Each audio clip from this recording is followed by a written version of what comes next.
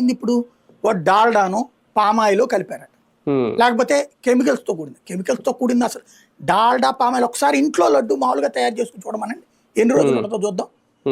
తర్వాత వాసన రాకుండా ఉంటుందని చూద్దాం. వాసన రాకుండా 5 ఏళ్ల పాటు మేనేజ్ చేశారు వీళ్ళు. కానీ 5 ఏళ్ల నుంచి మనం తిన్న లడ్డు అంతా అట్లాంటిదే అని అన్నట్టుంది.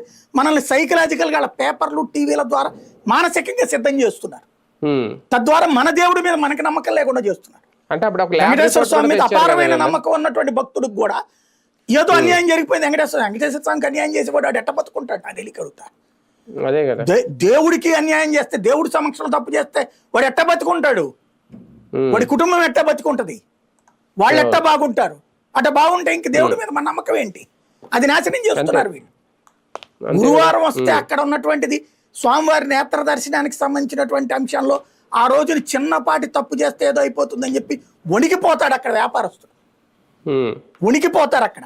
అట్లాంటిది దర్జాగా జరిగిపోయింది ఏళ్ల తరబడి అని చెప్పి ఒకటి చెప్పుకొస్తున్నారు. ఇప్పుడు తర్వాత ఒక రోజేమో డాల్డా, ఓ రోజేమో పామాయిల్, ఓ రోజేమో అదేది ఏదో కెమికల్స్ తో కలిపి ఏమీ లేకుండా చేసేసారు. అదేమంటే పాలన్నీ కొనట్లేదు, లేదా వాడి దగ్గర ఆవులు లేవు. ఇప్పుడున్న ఆవులు ఇంకోటి అప్పుడు ఏం ప్రచారం చేసిన గుర్తుందా? ఎవరికైనా సిగ్గు ఉండాలి కదా మాట్లాడడానికి. 3000 రూపాయలు ఉంటే గానీ మంచి నెయ్యి రాదు, ఆ మాత్రం తెలిసి అవసరమైతే అంత పెట్టి కొనండి అన్నారు. ఇప్పుడు ఎంత కొంటున్నారు?